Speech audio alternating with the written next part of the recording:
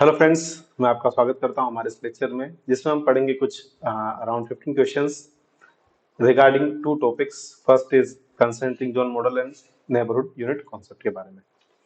तो पहला क्वेश्चन है हमारा, who developed the concept of neighbourhood unit. Neighbourhood unit concept किसने डेवलप किया? हमारे पास ली कॉर्बसर है, एबनीजर है, क्लेरेंस पिले है, फ्रैंक लियोड है।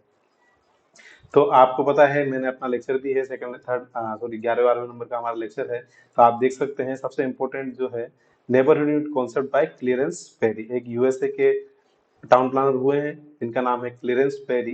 तो उन्होंने नेबरहुड कॉन्सेप्ट डेवलप किया है, ठीक है ना।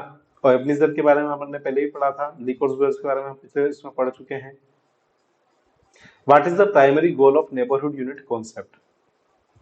अब एक बार समझिए नेबरहुड यूनिट कॉन्सेप्ट क्या बोलता है कि आस पड़ोस में ही जो है आपको सारी की सारी चीजें आपके लिए अवेलेबल हो, है ना।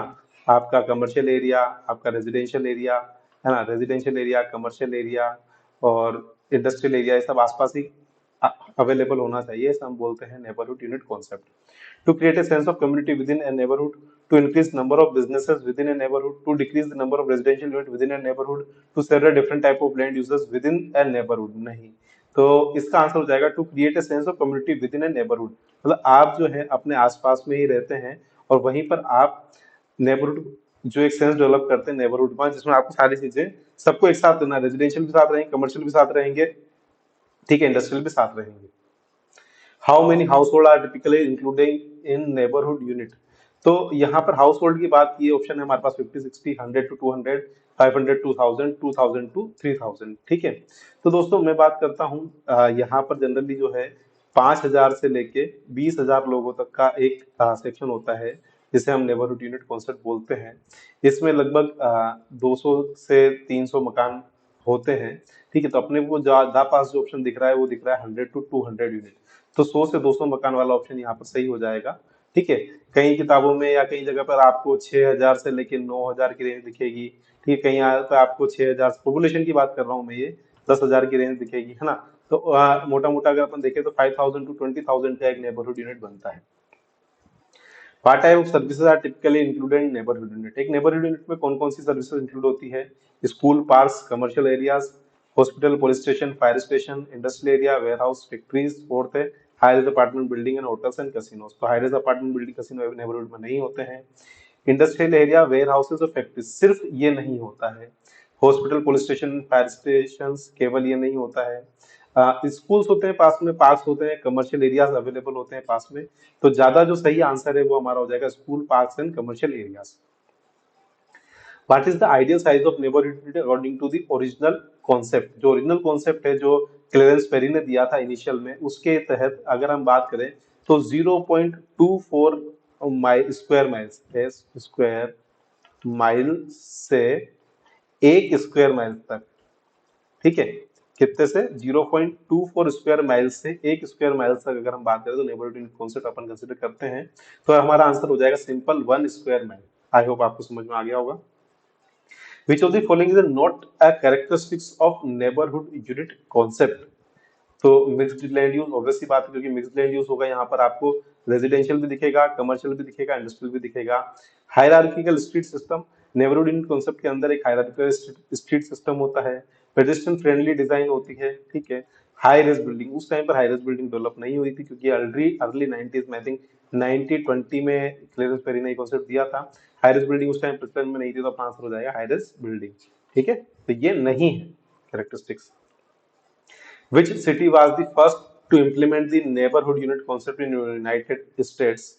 New York city, Los Angeles, Boston, Radburn, New Jersey. तो यहाँ पर हमारे पास दो नाम आते हैं, न्यूयॉर्क सिटी का, एक रेडबर्न, बोस्टन का, न्यू जर्सी में। तो सबसे पहले जो सबसे अच्छे से जिन्होंने नेबरहुड यूनिट कॉन्सेप्ट को अप्लाई किया वो था Radburn, New York, Jersey. What is the main criticism to neighbourhood unit concept? It is too expensive to implement. हाँ, थोड़ा एक्सपेंसिव होता है। It create social and economic segregation, हो सकता है। It does not provide enough parking, parking की बात नहीं आती है। It does not provide enough open spaces, ऐसा नहीं होता है, ठीक है।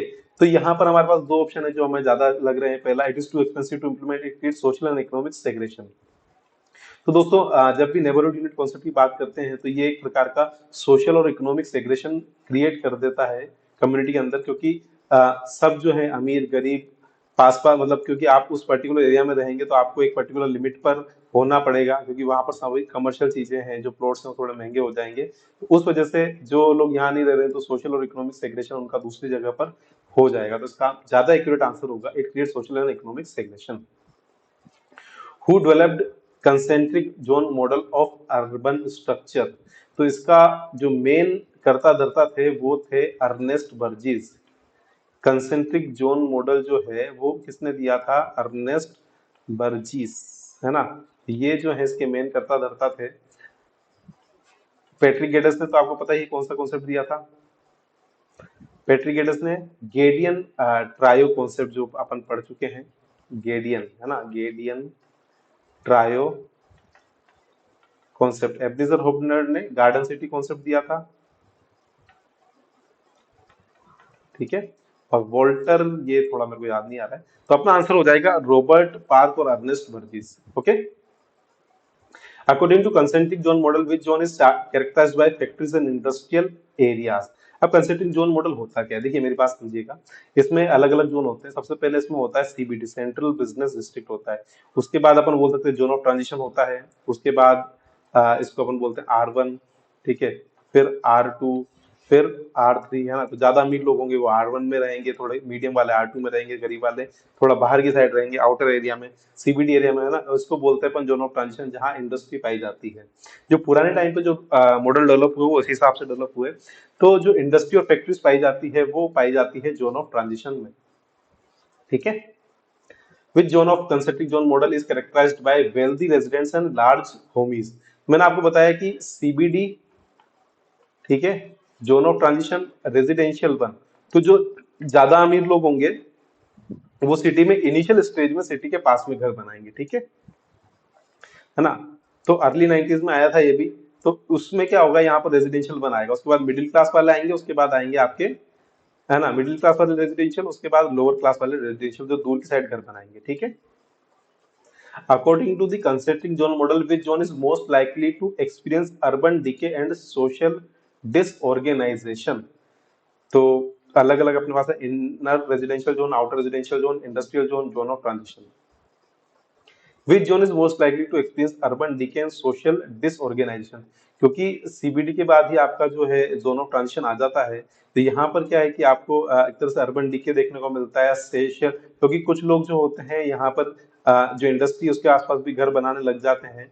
कहीं ना कहीं सोशल डिसऑर्गेनाइजेशन हमें यहाँ पर देखने को मिलता है। बाकी इनर रेजिडेंशियल में अमीर लोग रहेंगे, आउटर वाले में थोड़े लोअर क्लास वाले रहेंगे, इंडस्ट्री में इंडस्ट्री ही इंडस्ट्री होगी। Which of the following is a limitation of concentric zone model? It is too simplistic and does not account for diversity for urban structure. हो सकता है, वो सिंपल मॉडल है। It does not explain the impact of transportation on urban development. हाँ, हो सकता है, transportation की इसमें कोई बात नहीं हुई है। It assumes that the city develop in a uniform and predictable manner. हाँ, ये भी हो सकता है। तो जी इसका आंसर हो जाएगा all of the above। ये क्या क्या करता है, एक सिंपलिस्टिक अप्रोच है। दूसरा, ट्रांसपोर्टेशन कोई बात नहीं हुई है। तीसरा बोल रहा है कि सिटीज डेवलप इन यूनिफॉर्म, ऐसा मानते हैं कि एक तरह से सिटी ग्रो करेगी। Concentric zone model was developed in which time period? तो मैंने बताया अर्ली 90s, 1930, 1930 में ये आया था शायद, 25-30 के around. Which city was the focus of the original research that lead to the development of concentric zone model? तो दोस्तों आपको मैं इतनी मेहनत से पढ़ा रहा हूँ, आई होप आपको अच्छे समझ में भी आ रहा होगा। प्लीज आप सब्सक्राइब कीजिए, यही मेरा मोटिवेशन है, सिंपल सी बात है। तो अमेरिका की बात करें, ये इंपॉर्टेंट क्वेश्चन है आपके लिए, है ना, पूछा जा सकता है कि कौन सी सिटी जो है of the original research that lead the development of concentric zone model? तो इसका आंसर हो जाएगा शिकागो। दोस्तों जो कंसेंट्रिक जोन मॉडल है वो शिकागो में बना हुआ है एक तरह से, इसका आंसर हो जाएगा शिकागो। आई होप आपको सबको अच्छे समझ में आएगा। Thank you so much, please subscribe my channel. Thank you so much, ऐसे ही वीडियो हम देखते रहेंगे।